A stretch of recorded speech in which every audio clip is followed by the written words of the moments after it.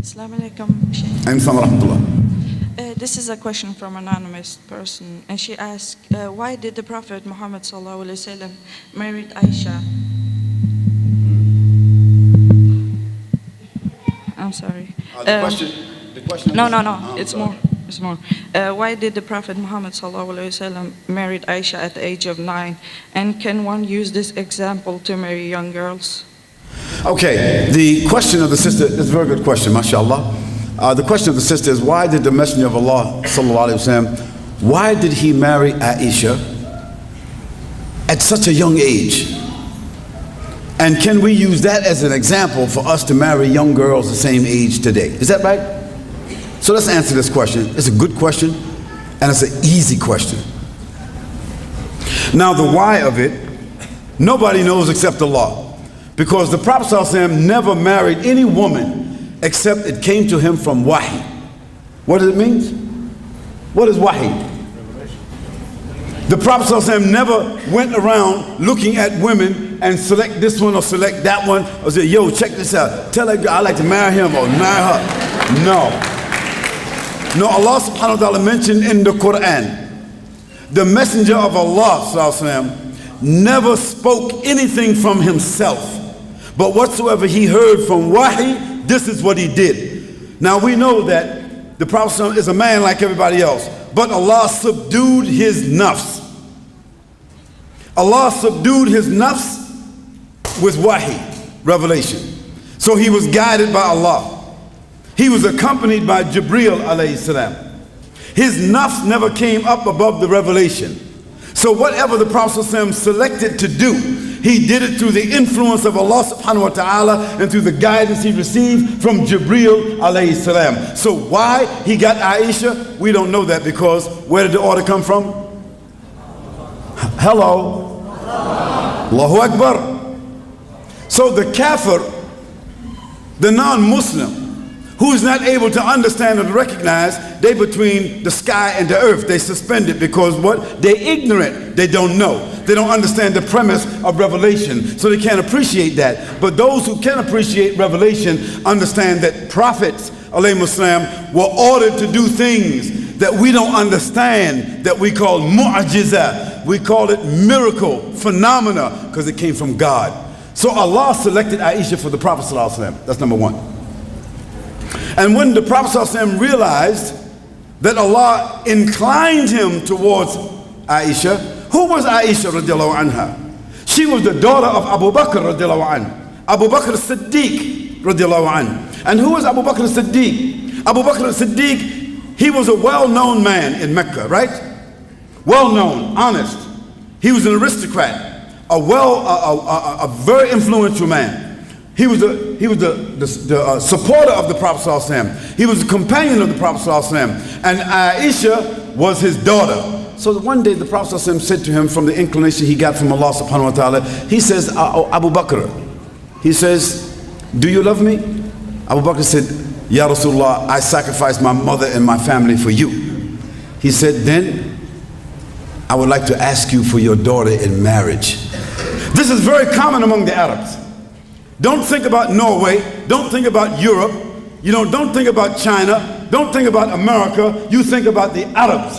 The Arabs at that time, it was urf, it was part of their urf. It was very normal for them to ask for the daughter of a man when she was 9 or 10, so that that daughter could come and move with the family. Not sleep with him, but come and move with that family so he could observe her, she could observe him, so by the time she got to the age where she could have sexual relationships and have children and intimacy, they would have already built a bond. Do you understand that?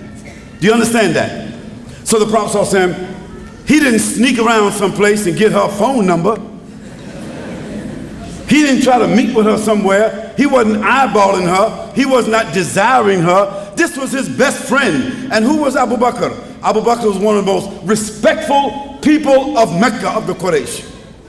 So if some crazy, foolish, ignorant, corrupt, hating people wants to call the Prophet ﷺ a pedophile, na'udhu billah, then this means that the mother of Aisha, the father of Aisha, Abu Bakr radiallahu anh, and Hani, I forget his wife's name.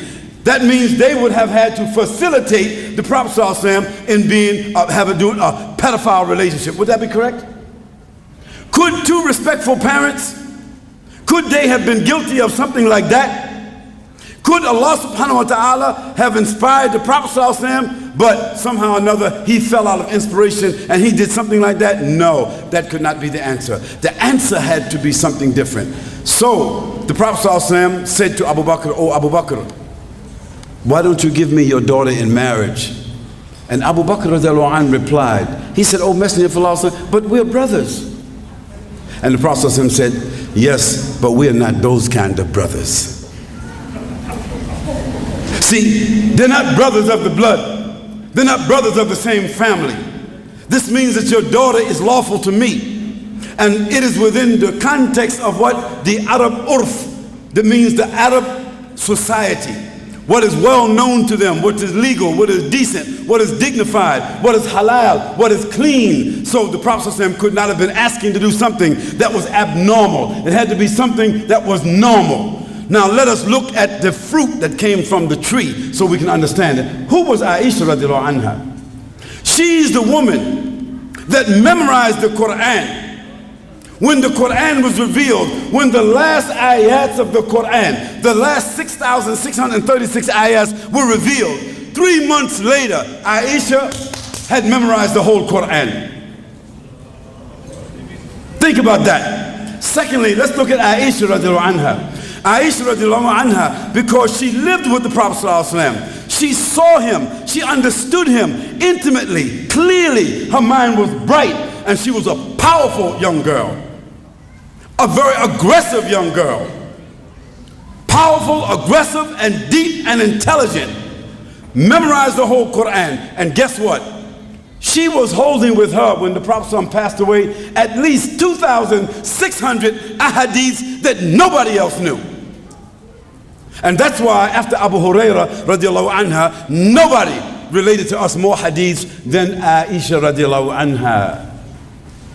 So when you look at the product, when a girl is raped, when a girl is molested, when a girl has been involved in some pedophile type relationship, she becomes dysfunctional. She becomes, something different. She doesn't know herself. She becomes guilty. She becomes dirty. She becomes dysfunctional. And you see the result of it throughout her life. Is that correct or not?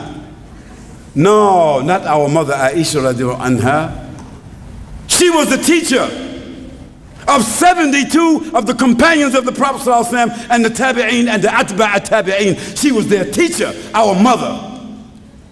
And when the Prophet ﷺ passed away, she was only 18 years old, which means she only was married to the Prophet ﷺ and lived with him 9 years. And when she died, she was a mother of the believers. Is that correct or not? Is that right or not? So that means nobody could marry their mother. So from 18 years old until she was 73 years old, she lived by herself teaching. Which one of the women could do that? So when the people talk stupid, give them some of that history so they can understand who she is. And when you understand who she is, you can understand the context of things. And so, sister, may Allah reward you for that question. It comes in a lot of places, but that's the answer.